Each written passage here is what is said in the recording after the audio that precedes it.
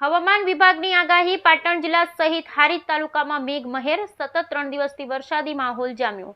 નીચાણવાળા વિસ્તારોમાં ભરાયા વરસાદી પાણી। શહેરના સોમનાથનગર ધુણિયા વિસ્તાર, બેચરાજી બાયપાસ રોડ, મામલતદાર કચેરી, પુરવઠા ગોડાઉન, ટેઝરી કચેરીના કમ્પાઉન્ડમાં ભરાયા વરસાદી પાણી। બેચરાજી બાયપાસ રોડ પર વાહન વ્યવહાર માટે વાહન ચાલકો પોતાના વાહનો ફસાઈ જવાની અને બંધ પડી વાહનોને નુકસાન થવાની ભીતિ। અરજદારોને મામલતદાર કચેરીના આવકના દાખલા, જાતિના દાખલા તેમજ અન્ય કામો માટે વરસાદી ભરાયેલ પાણીમાંથી પસાર થવું પડી રહ્યું છે। શહેરનો ધુણિયા વિસ્તાર, સિનેમા પાછળના પ્રજાપતિ વિસ્તાર, સોમનાથનગર, હસ્તિનાપુર સોસાયટી, ઢીચણ સમા તેમજ ઘરોમાં પાણી ભરાયા। પુરવઠા ગોડાઉન, ટેઝરી કચેરી કમ્પાઉન્ડમાં વરસાદી પાણી ભરાયા। સ્થાનિકોમાં રોષ જોવા મળ્યો। પ્રજાપતિ કાંતિલાલ હરિલાલ કુકરાણા રોડ સિનેમા જૂના સિનેમાની પાછળ પ્રજાપતિવાસમાં અમે રહીએ છીએ 10 કુટુંબ। અહીંયા વરસાદની અતિવૃષ્ટિ થઈ તો અહીંયા અમારા ઢીચણથી ઉપર પાણી ભરાઈ ગયા છે।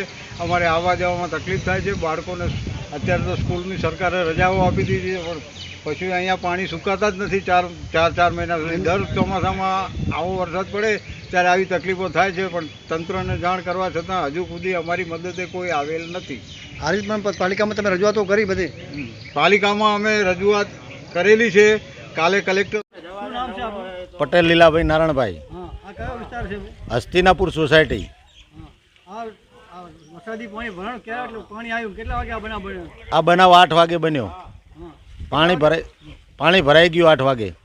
કેટલા ઘરમાં પાણી ભરાણું છે? અહીંયા લગભગ 3 કે 4 બાકી બધા ઘરમાં ભરાઈ ગયું। આખી રાત પાણી ઉલેચવામાં કે કઈ રીતે કામ? આખી રાત ઉલચ્યું પાણી અને જમવાનું પણ બનાવ્યું નથી।